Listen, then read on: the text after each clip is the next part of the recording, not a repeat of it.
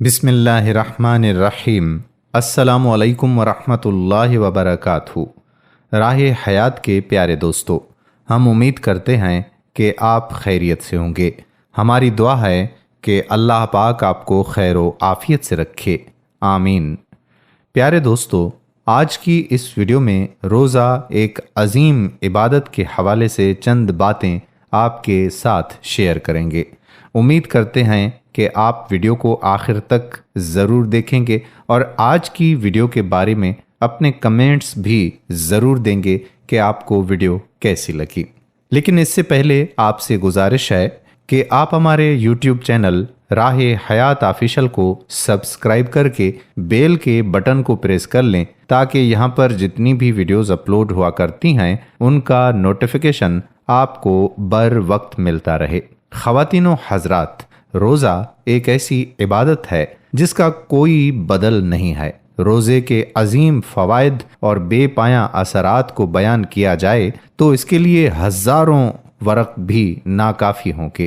مختصر یہ کہ روزہ امراض جسمانی کا مکمل علاج ہے، روحانی قدروں میں اضافہ کرنے کا ایک مؤثر عمل ہے، برائیوں سے بچنے کے لیے ایک ایسی ڈھال ہے جس کا توڑ کوئی نہیں۔ روزے دار ایک مخصوص دروازے سے جنت میں داخل ہوں گے۔ قیامت کے دن روزہ اس بندے کی سفارش کرے گا جس نے پورے آداب و احترام کے ساتھ روزے کو خوش آمدید کہا تھا۔ روزہ رکھنے سے جسمانی کثافتیں دور ہو جاتی ہیں اور آدمی کے اندر لطیف روشنیوں کا بہاؤ تیز ہو جاتا ہے۔ روشنیوں کے تیز بہاؤ سے آدمی کے ذہن کی رفتار بڑھ جاتی ہے، اتنی بڑھ جاتی ہے کہ اس کے سامنے فرشتے آ جاتے ہیں اور وہ غیب کی دنیا میں اپنی روح کو سیر کرتے دیکھتا ہے۔ شعبان کی آخری تاریخ کو حضور اکرم صلی اللہ علیہ وآلہ وسلم نے ارشاد فرمایا کہ لوگو، تم پر ایک بہت عظیم اور برکت کا مہینہ سایہ فگن ہونے والا ہے۔ یہ وہ مہینہ ہے جس میں ایک رات 1000 مہینوں سے زیادہ بہتر ہے۔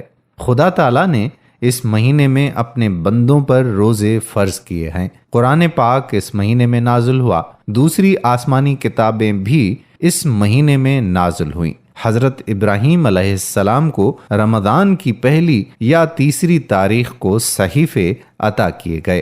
حضرت داؤد علیہ السلام کو رمضان المبارک میں 12 یا 18 کو زبور دی گئی۔ اس مہینے کی 14 تاریخ کو حضرت موسیٰ علیہ السلام کو تورات دی گئی اور حضرت عیسیٰ علیہ السلام کو بھی اس رمضان المبارک کے مہینے کی 12 یا 13 تاریخ کو انجیل دی گئی۔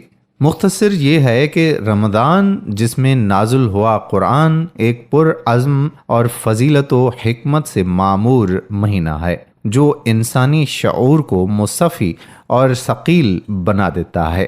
محض اللہ کے لیے بھوکے پیاسے رہنے سے آدمی کی روح آسمان کی وسعتوں میں پرواز کر کے عرش کی رفعتوں کو چھو لیتی ہے۔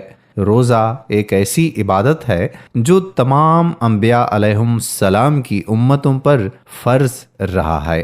اللہ تعالیٰ کا ارشاد ہے، اے ایمان والو، تم پر روزے فرض کیے گئے جس طرح تم سے پہلے کے لوگوں پر فرض کیے گئے تھے تاکہ تم متقی اور پرہیزگار بن جاؤ۔ یہی وہ باسعادت مہینہ ہے جس میں حضرت جبرائیل علیہ السلام نبی مکرم خاتم النبیین صلی اللہ علیہ وآلہ وسلم کو قرآن سناتے تھے اور رسول اللہ صلی اللہ علیہ وآلہ وسلم سے قرآن سنتے تھے۔ آپ بھی قرآن ٹھہر ٹھہر کر اور سمجھ سمجھ کر پڑھیے۔ اس عمل سے خدا کے ساتھ بندے کا تعلق مضبوط ہوتا ہے۔ دل کھول کر غریبوں، بیواؤں، یتیموں اور ناداروں کے ساتھ ہر قسم کا تعاون کیجیے۔ فیاضی اور سخاوت کے پیکر اللہ کے رسول صلی اللہ علیہ وآلہ وسلم رمضان میں بہت زیادہ سخاوت فرماتے تھے۔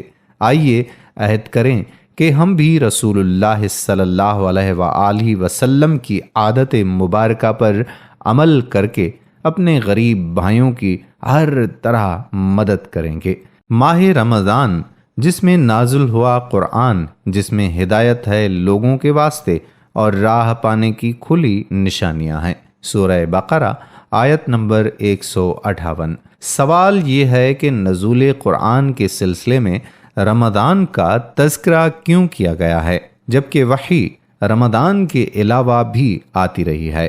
یہ تلاش کرنا بھی ضروری ہے کہ رمضان المبارک اور عام دنوں میں کیا فرق ہے، اور ماہ رمضان میں انسانی تصورات اور احساسات میں کیا تبدیلی رونما ہو جاتی ہے۔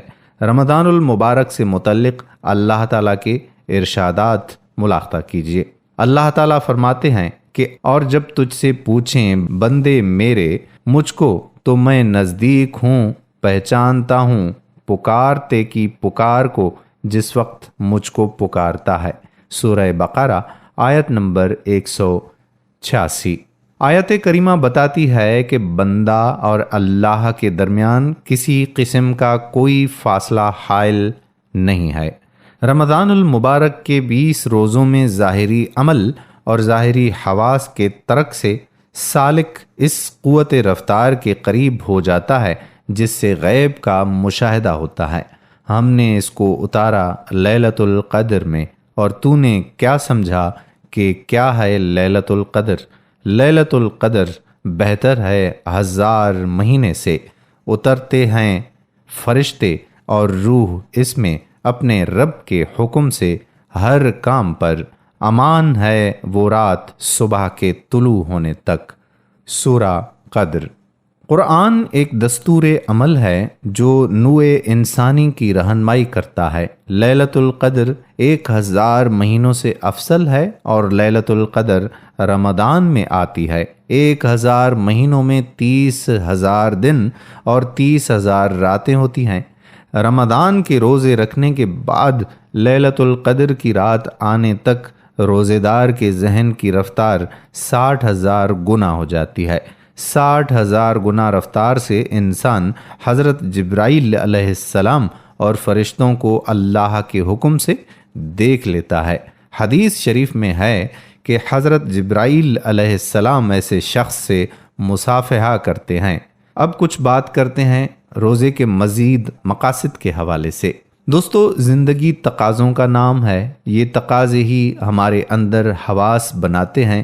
بھوک، پیاس، جنس، ایک دوسرے سے بات کرنے کی خواہش، آپس کا میل جول اور ہزاروں قسم کی دلچسپیاں، یہ سب تقاضے ہیں، اور ان تقاضوں کا دار و مدار حواس پر ہے۔